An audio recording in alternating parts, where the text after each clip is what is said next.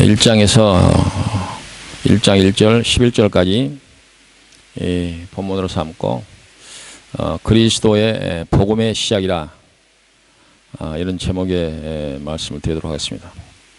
오늘이 이제 12월 1일 첫 주, 그리고 우리 교회는 이제 매년 성탄절날 그 전주에 성탄절 예배를 드리는데, 올해는 이제 달력을 보니까 22일 날, 12월 22일 날이 성탄 주일로 지키는 날이다. 그래서 오늘 주일을 빼고 한 3주 정도 이제 성탄절을 성탄절에 대한 의의, 뜻, 이와 같은 것을 해야 될 수 있는 한 3주간의 이제 주일이 있어서 오늘 이후에 예수님의 오심에 대한 그리고 그 성경적 근거를 통해서 예수님의 그 오신 그 사실에 대한 역사성, 그리고 예수님께서 오셨던 그 현장, 그리고 영적인 그런 의미를 찾아보는 것이 이 성탄절 시즌에 우리에게 매우 유익한 일이라고 이렇게 생각이 됩니다. 주일마다 여러분들에게 이게 제공하는 그 성경 공부 오른쪽에 내용에 지금 어제 사도행전 16장 11절, 12절 두 절을 여러분들에게 설명하는데, 여러분들 별로 이렇게 주목하지 않는 것 같은데, 저는 이 간단한 짧은 이 성경 공부 내용을 이렇게 좀 짧은 글이긴 하지만, 이걸 쓰기 위해서 그 전후 좌우 배경에 대한 이런 연구를 좀 많이 합니다. 그래서 단 한 절이든 두 절이든 이 두 절이 어떤 상황 속에서 이런 글이 기록됐을까, 이렇게 그 연구를 하고 이렇게 이런저런 자료를 찾다 보면 감동이 될 때가 많아요. 저 혼자.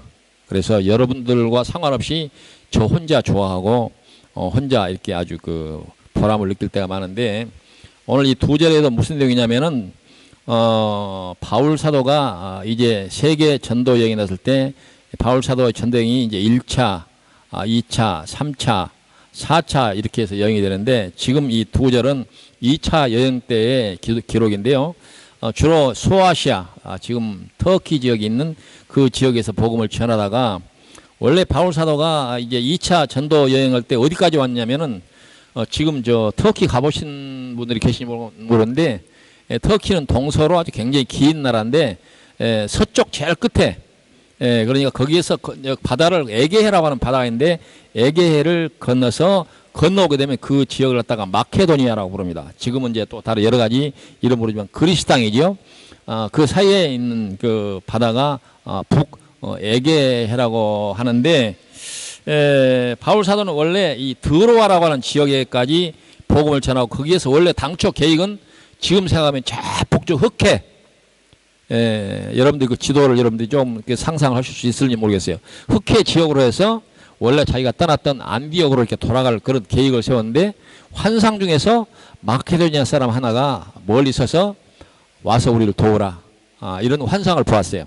그때 이제 바울 사도는, 그때 이제 일행이 여럿인데 바울과 실라 그리고 디모데 이런 사람들이 같은 일행인데, 바울 사도는 그때 그 환상을 보고 하나님께서 나를 이 아시아에서 복음을 더 이상 이쪽에서 전하지 말고 마케도니아, 지금으로 말하면 이제 유럽으로 와서 복음을 전해라, 이렇게 이해를 했다.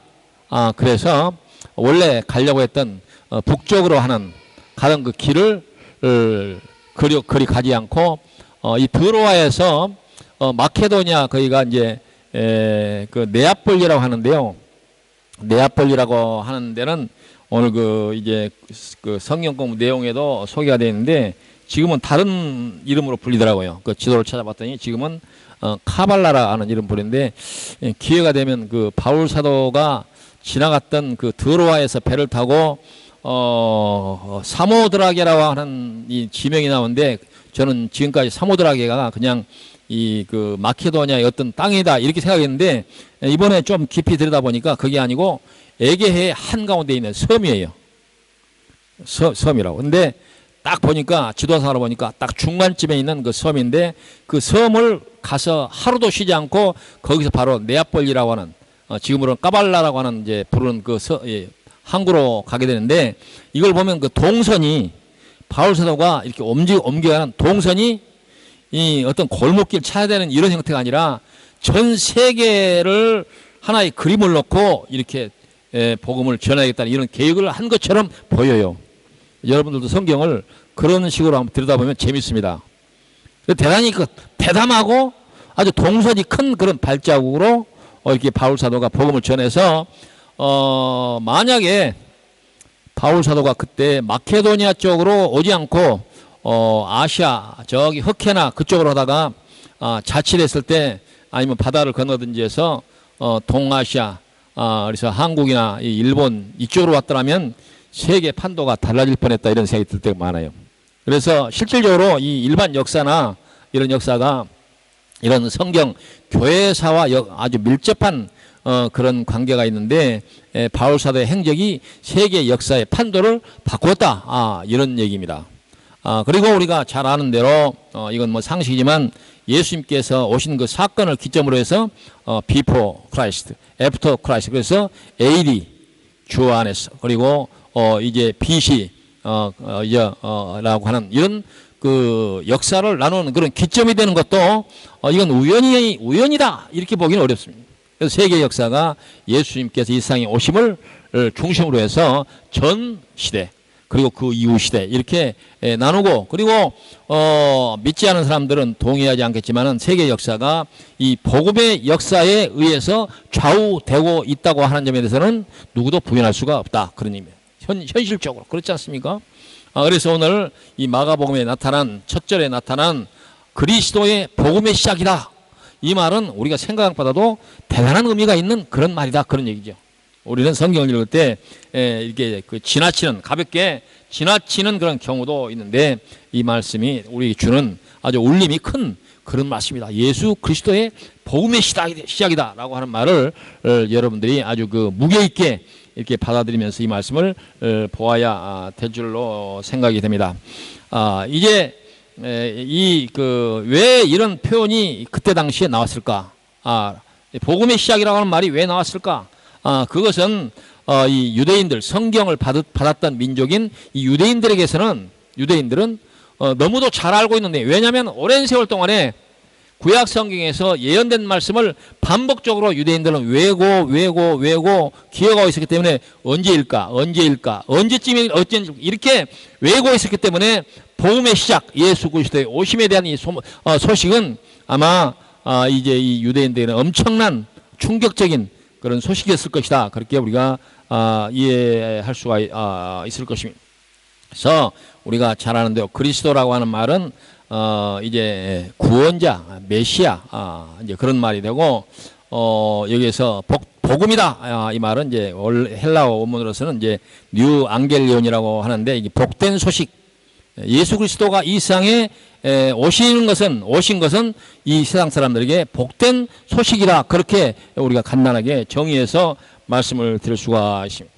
여러분들이 우리가 이제 세상을 살아온 동안에 크고 작은 어떤 그 기회 때 예를 들어서 시험을 봤다든지 뭐 취업 시험을 봤다든지 했을 때 합격 소식을 기다렸었던 그런 기억이 한두 번 정도는 있을 텐데 그걸 생각한다면 이런 복된 아주 그 즐거운 소식을 기다리는 마음이 얼마나 아주 간절하고 절박했을까라고 하는데 이 예수님께서 이 세상에 오신 이 복된 소식은 어떤 개인에게 어떤 기대되는 그런 사건보다도 인류를 향해서 이 인류에게 암울한 이 인류의 시대에서 예수 그리스도의 오심은 모든 사람에게 미치는 복된 소식이었다. 뉴 앙겔리온이었다. 그런 얘기입니다.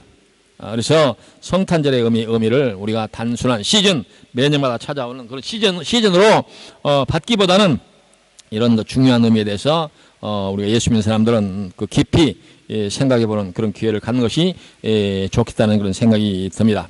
바로 예수님은 인류에게 복된 소식으로 세상에 오셨다. 그래서 우리가 찬송가 가운데서도 늘 자주 부르는 찬송가 가운데 기쁘다 구주 오셨네. 그 찬송은 기쁘다 구주 오셨네. 만백성 맞으라. 온 교회여 다 일어나 다 찬양하여라.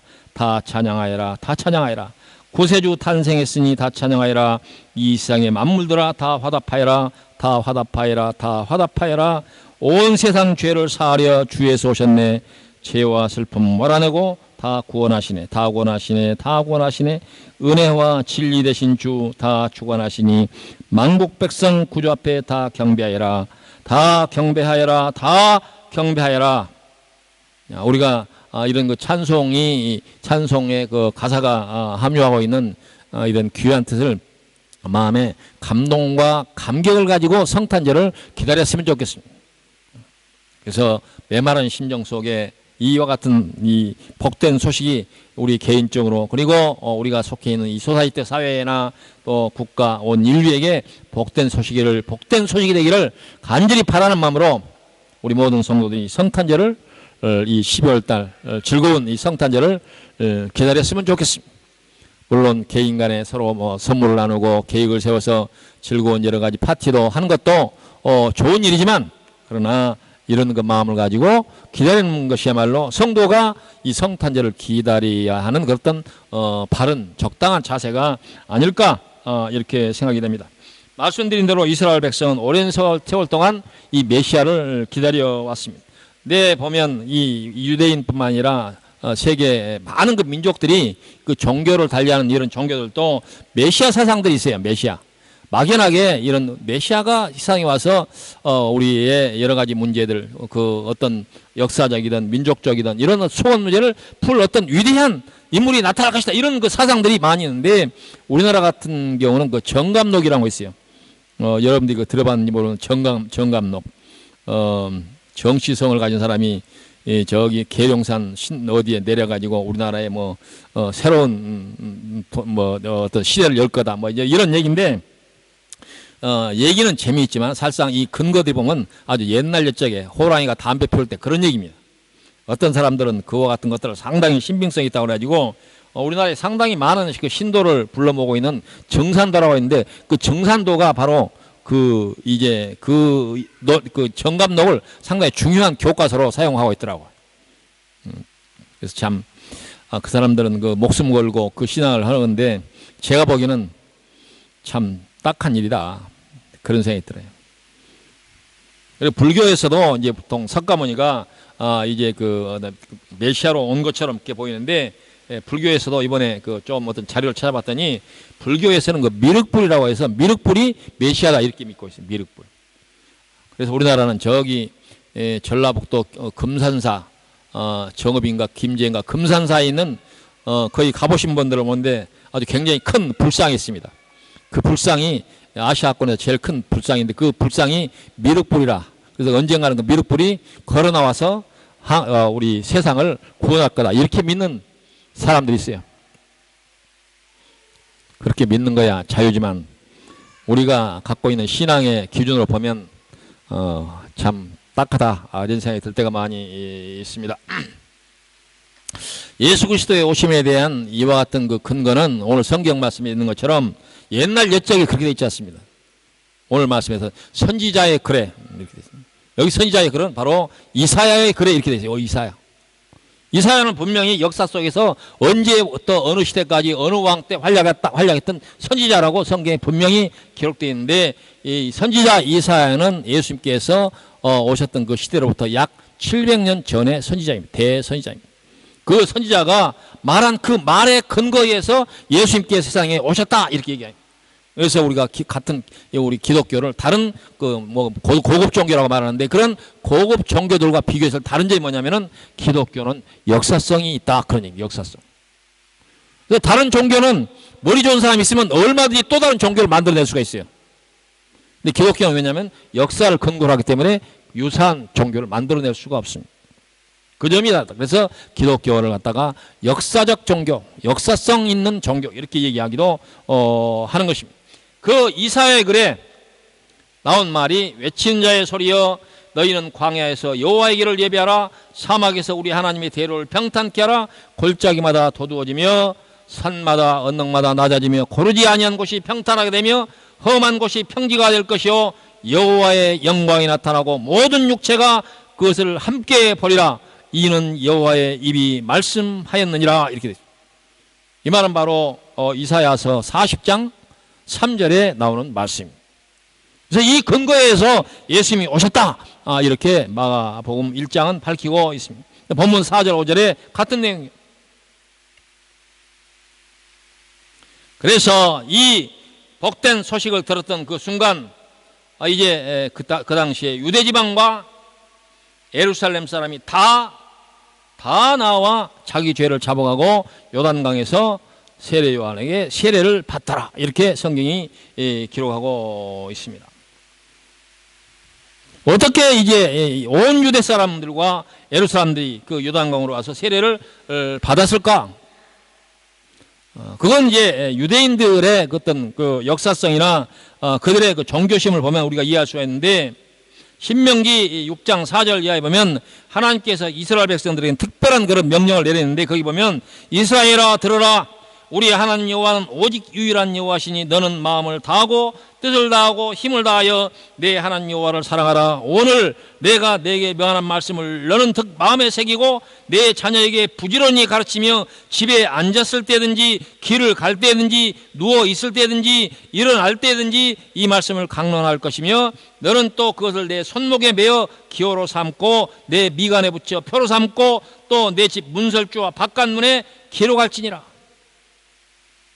외우고 또 외우고, 여기도 붙여놓고 머리에 붙이고 손목에 메고 외우고 너도 외우고 자손도 외우고, 그렇게 명령하고 있어요. 그래서 이스라엘 백성들의 특징이 뭘 잘 외운대요.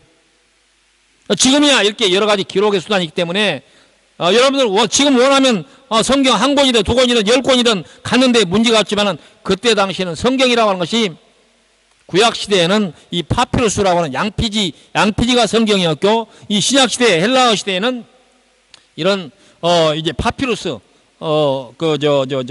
뭡니까 이런 그 왕골 비슷한 이런 종이 재질로 했지만은, 그것이 성경 한 권을 가능한 것은 그건 불가능합니다. 그래서 부득이 이스라엘 백성들은 성경을 이게 외우는 수밖에 다른 수가 외워요. 지금 생각하면 참 그것도 불가사의한 일이라고 하는 생각이 드는데, 이 성경 전권이 이스라엘 백성들의 그 머릿속에서 외워서 전성된 말씀들을 모아서 BC 200년, 예수님 오시기 약 200년 전에 이 구약 성경이 한 권으로 집대성되고, 그리고 예수님 오신 이후에 제자들에서 신약 성경이 집대성된 그 과정만 생각해도 이것은 참으로 불가사의한 일이다, 이런 생각이 듭니다. 어찌됐든 이스라엘 백성들 특히 뭐냐? 잘 외우는데 외우는 것이 이스라엘 백성들의 특징이다. 이렇게 열심히 외우다 보니까 이스라엘 백성들이 많이 똑똑해진 것 같아요. 어찌됐든 지금은 우리 한국 사람들이 이스라엘 사람들보다 유대인들보다 더 똑똑하다, 이런 평가를 받는 시대에 살지만은, 정통적으로 유대 사람들은 그 교육에서 남다른 특징이 있고 외고 배우는 일에 열심을 내는 그 민족이 바로 이스라엘 백성들인데, 그들의 그 기억력, 외웠던 그 기억력에서 오늘 이 성경이 우리에게 그대로 고스란히 전해졌다고 하는 사실만 두고도 유대인들에게는 좀 고맙게 생각해야 할 부분이 아닌가, 이렇게 생각이 돼요. 그렇지 않아요?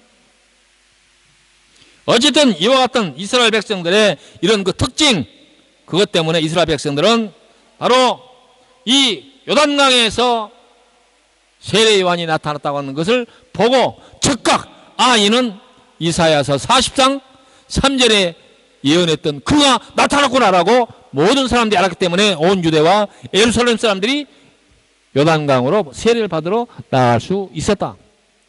지금 같으면 뭐 SNS라고 뭐 인터넷 여러 가지 수단이 있어가지고 모든 사람들이 순식간에 소식이 전달되는 일에 어려움이 없지만은, 옛날 같은 경우에 걸어서 가는 그 시대에 온 유대와 온 예루살렘들이 그 요단강으로 나왔다고 하는 것은 이 대단한 아주 사건 아니겠어요?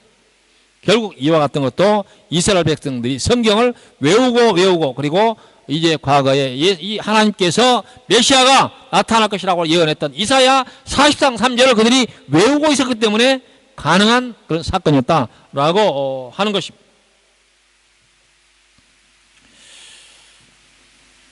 여러분들도 공부를 잘 하면 외우는 일에 좀 뭐랄까 좀 열심을 낸다든지 좀 자질이 있어야 어려운 시험에도 잘 합격 그러잖아요. 근데 우리가 그 마가복음을 우리가 보고 또 공부를 할 때마다 이런 생각을 해볼 수가 있는데,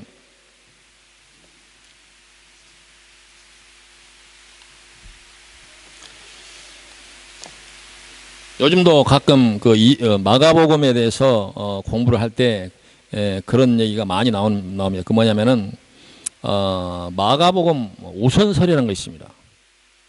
그 말은 무슨 말이냐면은 마태, 마가, 누가, 요한 복음을 사복음서라고 말하는데 보통 전통적으로는 그동안까지 18세기까지는 전통적으로 어떻게 생각하냐면은 마태복음이 가장 먼저 써여지고 그 순서대로 그 다음에 마가복음이 그 다음에 쓰여지고 그 다음에 누가복음, 요한복음 이렇게 쓰여졌을 것이다. 그렇게 이해를 했는데 이 19세기, 20세기 들어와가지고 그 소위 성경 비평학이라고 하는 것이 등장하면서 마가복음 우선설이라는 게 나와요. 왜냐하면은 이 네 복음서 가운데 마가복음이 제일 짧습니다. 쉽게 설명하면 여러 가지 어려운 설명이 있는데 쉽게 설명하면 왜 마가복음이 제일 먼저 기록됐느냐라고 설명하는 말이 뭐냐.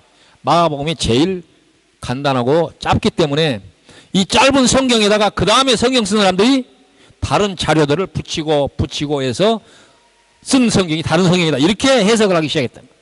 이와 같은 것이 이게 더 발전하고 확대돼서 성경 비평학이라고 하는 것이 나오면서 마가복음 우선설이라고 하는 것이 나왔는데 이와 같은 것은 뭐냐? 굉장히 중요한 의미가 있는데 이것은 성경의 말씀이 하나님의 영감에 의해서 쓰여진 것이 아니고 그때 당시에 머리 좋은 사람들이 공부를 열심히 해서 쓴 것이다. 이렇게 해석을 했다. 그 말은 무슨 말이냐? 하나님의 말씀이 아니라 이것은 그때 당시에 마태, 마가, 누가, 요한이 머리가 좋아서 열심히 자료를 모아서 만든 거다. 이렇게 설명하다 보니까 이것은 하나님의 말씀이 아니라 그때 당시에 똑똑한 사람들의 작품이구나. 이렇게 생각이 되면서 19세기, 20세기 오면서 기독교 교회가 대단히 큰 위험에 빠진 것입니다. 그런데 이와 같은 마가복음 우선설이 지금도 무비판적으로 여러 성경 세미나에 자주 등장하는 것은 이건 의식적이든 무의식적이든 이 하나님의 말씀을 하나님의 영감된 책이라고 하는 이와 같은 믿음을 약화시키기 위한 사탄의 계획이다. 그렇게 볼 여지가 있다. 그렇잖아요. 그래서 사탄은 성경적 근거를 대더라도 사탄은 하나님의 자녀라고 하면 어떻게 하든지 이 성경을 믿지 못하도록 하기 위해서 온갖 수단을 방법을 동원했는데 이와 같은 학문적인 방법으로 특별히 공부를 많이 하는 사람들을 현혹시키기 위해서 이런 학문적인 수단 이런 용어들을 동원해서 마가복음 우선설 그래가지고 이 하나님의 말씀은 하나님의 영감된 말씀이 아니다 이렇게 주장하기 시작했다 그 말입니다.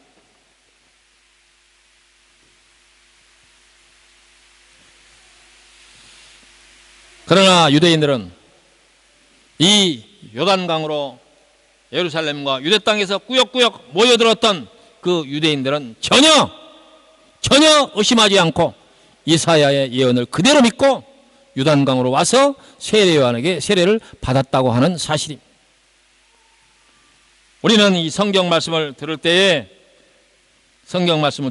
이 말씀이야말로 하나님께서 영감을 통해서 주신 말씀이라고 하는 사실을 확실히 이해할 필요가 있다. 그런 말입니다. 디모데후서 3장 16절에 모든 성경은 하나님의 감동으로 된 것으로 교훈과 책망과 바르게 함과 의로 교육하기에 유익하니 이렇게 기록되어 있습니다. 베드로후서 1장 16절에 보면 우리 주 예수 그리스도의 능력과 강림하심을 너희에게 알게 한 것이 교묘히 만든 이야기를 따른 것이 아니요 교묘하게 만든 이야기를 따른 것이 아니요 우리는 그의 크신 위엄을 친히 본 자라 지극히 큰 영광 중에서 이러한 소리가 그에게 나기를 이는 내 사랑하는 아들이요 내 기뻐하는 자라 하실 때에 그가 하나님 아버지께 존귀와 영광을 받았느니라. 이 소리는 우리가 그와 함께 거룩한 산에 있을 때에 하늘로부터 난 것을 들은 것이라.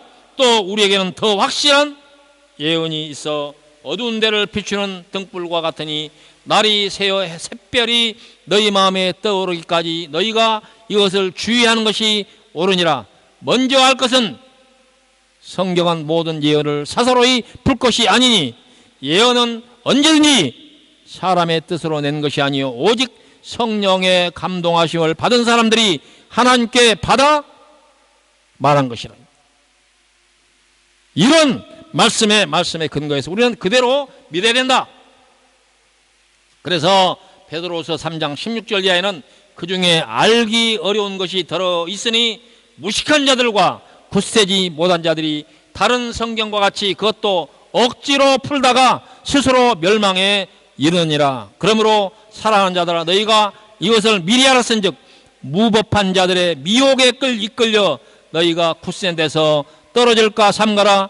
오직 우리 주 구주 예수 그리스도의 은혜와 그를 아는 지식에 자라가라. 영광이 이제와 영원한 날까지 그에게 있을지어다 라고 기록되어 있습니다. 바로 이 세례 요한에 대한 글에서 전하는 글에 이어서 나온 말씀 가운데, 요한은 낙타털 옷을 입고 허리에 가죽띠를 띠고 메뚜기와 석청을 먹더라. 그가 전파하여 이르되 나보다 능력 많으신 이가 내 뒤에 오시나니 나는 굽혀 그의 신발끈을 풀기도 감당하지 못하겠노라. 나는 너에게 물로 세례를 베풀었거니와 그는 너에게 성령으로 세례를 베푸시리라 라고 기록되어 있습니다. 요한이 입은 그 옷은 낙타털 옷이었습니다. 이것이 무슨 의미가 있을까요? 이 새로운 복음의 시작과 이 낙타털과의 관계는 어떤 의미가 있는가? 요한의 탄생 기사에 보면 요한은 사가랴 제사장 사가랴의 아들이다 이렇게 기록되어 있습니다.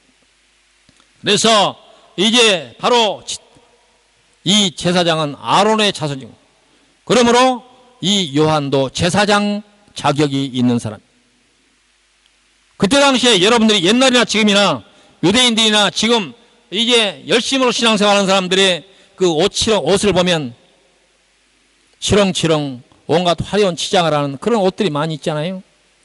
요한도 제사장으로서 그런 옷을 입을 수 있는 그런 사람입니다. 옛날이나 지금이나 좋은 옷 신는 사람 있어요? 좋은 옷 나쁜 옷 걸렸으면 여러분들은 나갈 때 좋은 옷 걸쳐 입지, 나쁜 옷 입고 인지상정이란 말이에요. 세례요한도 충분히 그럴 수 있는 사람이면, 세례요한은 낙타털 옷을 입었다는 것은 인간이 걸칠 수 있는 최소한의 것으로 만족했다. 이거는 무슨 말이냐? 복음으로 받아들인 사람은 인간의 가진 최소한의 것으로도 만족할 줄 알아야 복음을 받아들일 수 있는 자세가 된다 그 말이에요. 예수 믿고 복음을 사랑하는 사람들이 세상에 다른 것에 눈을 돌리고 믿지 않는 사람들처럼 사치하고 돈과 명예를 사랑하면 어울리는 짓이 아니다 그런 얘기. 그래서 요한은 복음을 전하기에 최적의 모습으로 나타났다 그런 말입니다.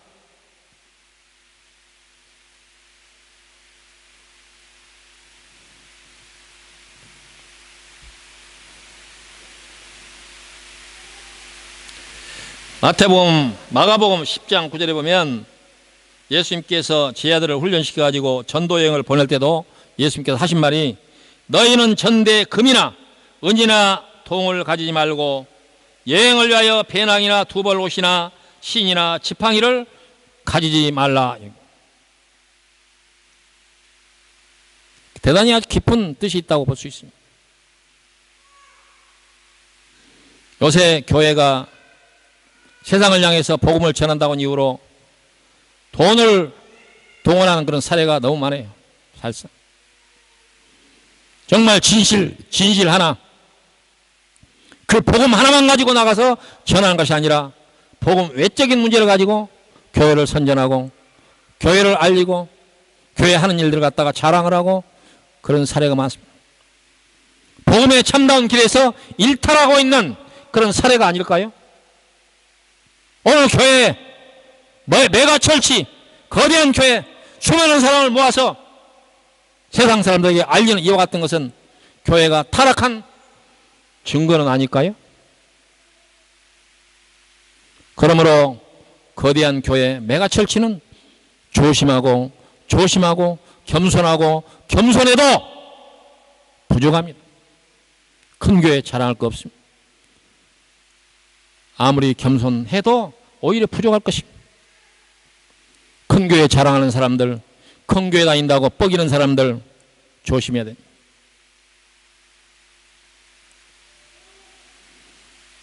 세례 요한이 이와 같이 낙타털 옷을 입고 복음을 전한 이와 같은 모습, 복음을 전하기에 최적의 모습, 요즘 언어로 말하면 복음 전하는 사람들의 롤 모델 아닙니까?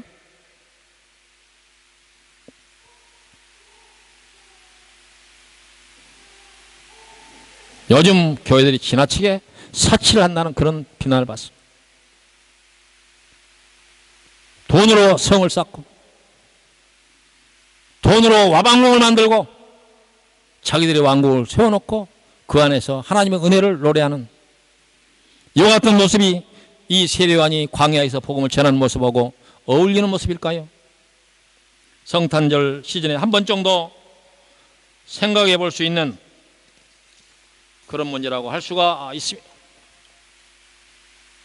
복음을 믿는 자, 복음을 전하는 자들은 오직 그 복음 하나, 오직 복음을 전한다고 하는 그 이유 하나만을 가지고 인간이 가진 최소한의 것으로도 만족할 수 있는 이런 마음의 자세를 가져야 진정으로 복음을 전하는 사람들의 자세라 할 수가 있을 것입니다.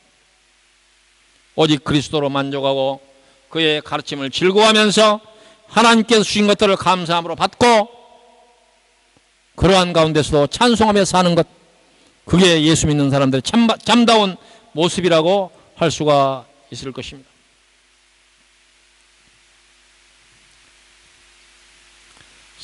요한은 또 외쳐서 그가 전파에 이르되 나보다 능력 많으신 이가 내 뒤에 오시나니 나는 굽혀 그의 신발끈을 풀기도 감당하지 못하겠노라. 나는 너에게 물로 세례를 베풀었거니와 그는 너에게 성령으로 세례를 베푸시리라. 이 말씀은 한 두 가지 정도의 교훈이 있다고 할 수가 있습니다. 이것은 세례요한이 낮아지고 겸손한 모습처럼 보이고 그것을 선전하는 것처럼 보이지만 그것 아닙니다. 세례요한이 얼마나 겸손했는가 그걸 보여준 것이 아니라 예수님이 얼마나 높은가를 설명한 것입니다. 왜 그렇습니까? 성경에 등장하는 예수 아닌 다른 인물들의 위대성을 선전하는 책이 성경이 아니잖아요. 모든 성경에 동원되는 모든 크든 적든 모든 인물들은 예수 그리스도를 빛으로 설명하고 선전하기 위한 도구에 불과합니다. 이건 우리가 부주의하면 자칫하면 세례요한의 겸손만을 강조하다 보면 예수님 어디로 가버린다 그 말이에요.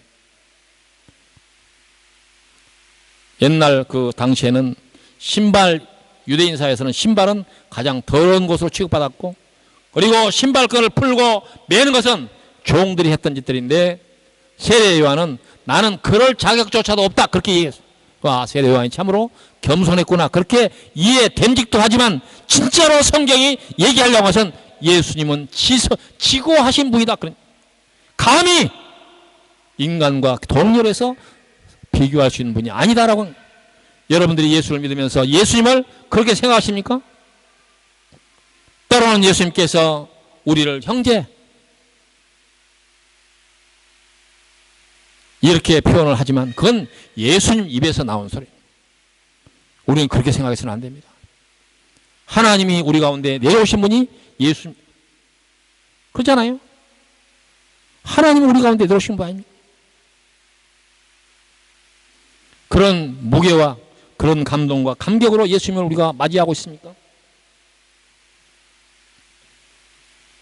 바로 이 구절은 세례요한의 위대성을 알리는 것이 아니라 오직 그리스도를 알고 믿게 하려는 데 목적이 있다고 하는 사실을 우리가 확실히 알 필요가 있는 것입니다. 그리고 예수님께서는 성령으로 세례를 줄 것이다 이렇게 세례요한은 증언을 했는데 성령 세례를 자칫하면 무슨 형식이나 눈에 보이는 것이나 희한한 경험이나 그렇게 생각하는데 그렇지 않습니다. 성령 세례는 물론 우리가 세례를 받지만 이 물로 드리는 세례는 아무런 사실상 가치가 없는 거예요. 그러나 우리가 형식적으로 하는 이와 같은 것들이 하나님 앞에 유효한 것이 아니라 성령께서 우리를 하나님 앞에서 하나님 자녀로 삼으시는 그 유효성, 그 능력을 성령이 능력이다 그렇게 얘기하는 겁니다. 우리가 신앙생활 하면서 이 성령 체험하는 것이 좋긴 하나 굳이 그것 때문에 걱정하거나 그럴 필요가 없습니다. 왜? 성령은 눈에 보이지 않는 그러한 역할을 통해서 여러분들을 하나님 앞에서 하나님 자녀되게 하는 유효한 능력이 성령에게 있다.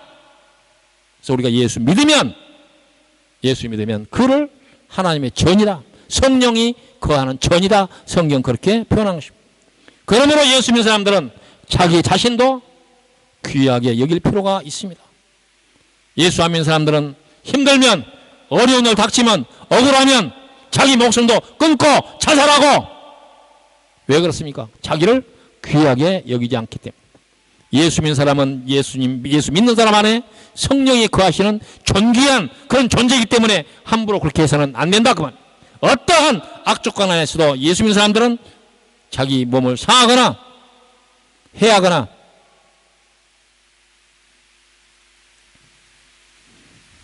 kill him themselves. 그래서는 안 됩니다.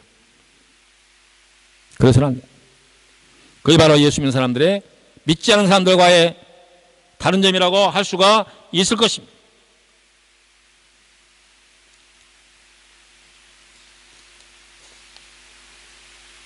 우리가 물로 세례를 받았지만 하나님 앞에서 하나님 자녀되게 하는 그 유효한 능력은 성령께서 하시는 것입니다. 그러므로 예수 믿는 사람들은 희한한 그런 경험을 못했다고 하는 이유 때문에 걱정하지 말기를 바랍니다. 예수 믿는 사람들은 자기 자신도 귀하게 생각하고 그리고 다른 사람도 귀하게 생각하는 그런 마음을 가져야 됩니다. 하찮게 보이는 사람이라고 해도 무시해서는 안 됩니다. 존귀하게 생각해야 됩니다. 나를 사랑한 것처럼 남도 사랑해. 그 바로 예수를 믿는 사람들의 기본적인 자세라 할 수가 있습니다. 뒤에 나오는 말씀에 그때 예수께서 갈릴리 나사렛으로부터 와서 요단강에서 요한에게 세례를 받으시고 곧 물에서 올라오실새 하늘이 갈라짐과 성령이 비둘기같이 자기에게 내려오심을 보시더니 하늘로부터 소리가 나기를 너는 내 사랑하는 아들이라 내가 너를 기뻐하노라 하시니라 라고 기록되어 있습니다. 예수님은 세례 요한에게 세례를 받았습니다. 이 구절에서 마가복음에는 소개가 됐지만 마태복음의 표현에 의하면 요한이 말려 이르되 내가 당신에게 세례를 받아야 할 터인데 당신이 내게로 오시나이까. 예수께서 대답하여 이르시되 이제 허락하라. 우리가 이와 같이 하여 모든 의를 이루는 것이 합당하니라 하시니 이에 요한이 허락하는지라. 여기서 모든 의는 뭡니까? 모든 의는 모든 의를 이루고 뭡니까? 이것은 간단하게 말하면 예수 그리스도께서 이 땅에 오셔서 십자가를 지시고 달려 돌아가시고 죽으시고 부활하신 이 과정을 하나님이 컴플리티한 완성된 의라 그렇게 얘기합니다. 이걸 통해서 우리가 구원을 받게 되는 것이다 그 말. 그런 서정 가운데서 이 세례가 그 모든 컴플리트 의를 완성하는 그런 과정 중에 하나다. 그러니까 이걸 하는 것이 마땅하다 이렇게 말씀한 것입니다. 그때 세례요한은 이해를 하고 그래서 세례를 베푼 것입니다. 따지고 보면 세례요한 말처럼 내가 세례를 받아야지 예수님이 나한테 세례를 받는 것이 왜 결국 예수님께서 세례를 받는 것은 이 세상에 그걸 신학적으로 성육신 이렇게 말하는데 바로 죄인의 모습으로 세상에 오셨기 때문에 죄인의 모습으로 세례를 받은 것입니다. 그래야 할 이유가 없지만 우리 죄 때문에 우리 죄를 대신 져야 하기 때문에 예수님께서 그 몸에 모든 상처와 모든 고난을 다 지닌 것처럼 죄인의 모습으로 세례까지도 받으셨다. 이것이 바로 이 구원의 서정, 구원의 역사를 완성시키는 의다. 하나님의 의다. 그런 얘기입니다. 이걸 완성시키기 위해서 그렇게 하자라고 얘기할 때 세례요한은 바로 이해를 했습니다.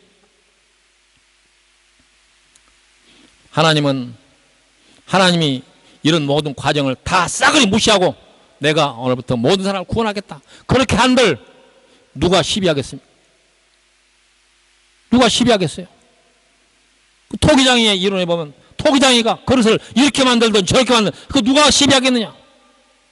그럼에도 불구하고 하나님이 신분이 죄인의 모습으로 내려오시고 십자가를 지시고 이렇게 하는 것은 이 하나님의 의를 이루는 방법을 그렇게 설명하시는 이걸 갖다가 우리 현대적인 의미로 보면 정당성의 확보 이렇게 정당성의 확보.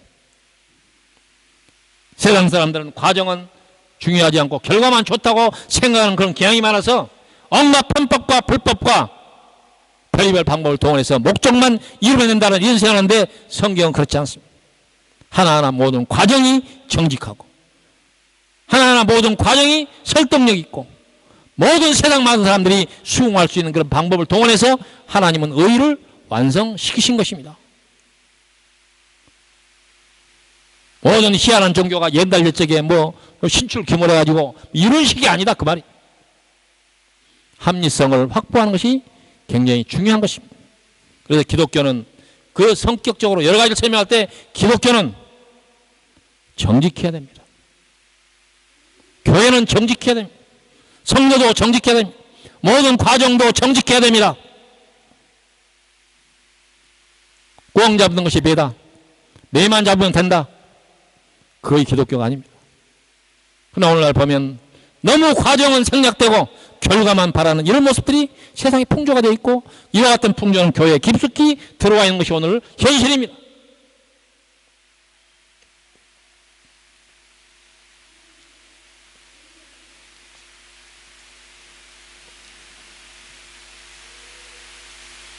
하나님은 이 모든 일을 이루시는 그 모든 과정들을 정직하게 그 과정을 밟으시고, 또 하나님의 이와 같은 공의를 완성시키는 수단들을 이렇게 여러 가지 힘든 과정을 통해서 이루어 가시는 그런 모습을 볼 수가 있습니다.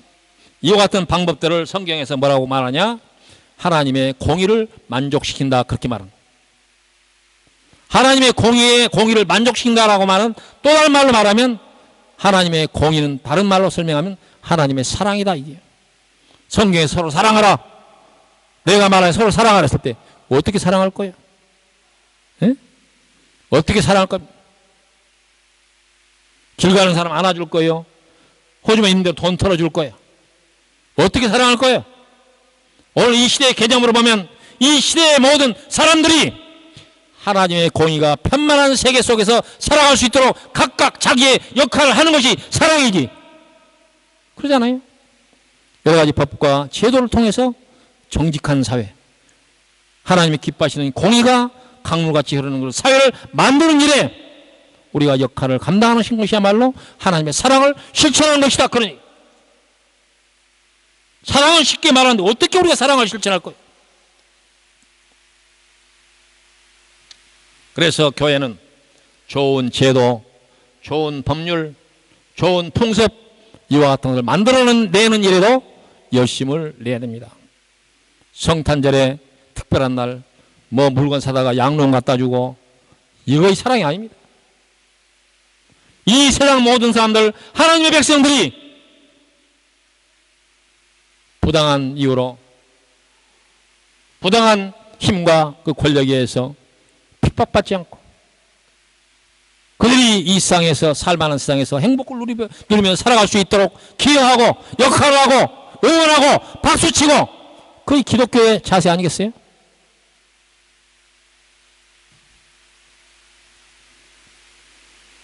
하나님이 원하시는 세상은 하나님의 공의가 편만한 세상입니다. 하나님의 공의가 편만한 세상은 평화롭고 전쟁이 없고 서로 용서하고 사랑하고 나누고 베풀고 그런 세상 아닙니까? 그런 일에 교회가 앞장서야 할 것입니다. 마지막으로 오늘 말씀 중에 중요한 기록은 그때 예수께서 갈릴리 나사로부터 와서 요단강에서 요한에게 세례를 받으시고 물에서 올라갈 때 하늘이 갈라짐과 성령이 비둘기같이 자기에게 내려오심을 보시더니 하늘로부터 소리가 나기를 너는 내 사랑하는 아들이라 내가 너를 기뻐하노라 하시니라. 이 말씀을 설명할 때 삼위의 하나님이 동시에 나타난 현장이다, 이렇게 설명합니다. 동시에 한 현장에 하나님과 성령과 성자 그리스도가 동시에 나타난 현장이다, 이렇게 얘기해요. 이와 같은 현장들을 우리가 인간의 언어와 인간의 설명할 수 있는 그런 방법으로 다 설명하기는 어렵습니다. 그걸 설득력 있게 설명하려고 시도할 필요도 없습니다. 그대로 받으면 됩니다.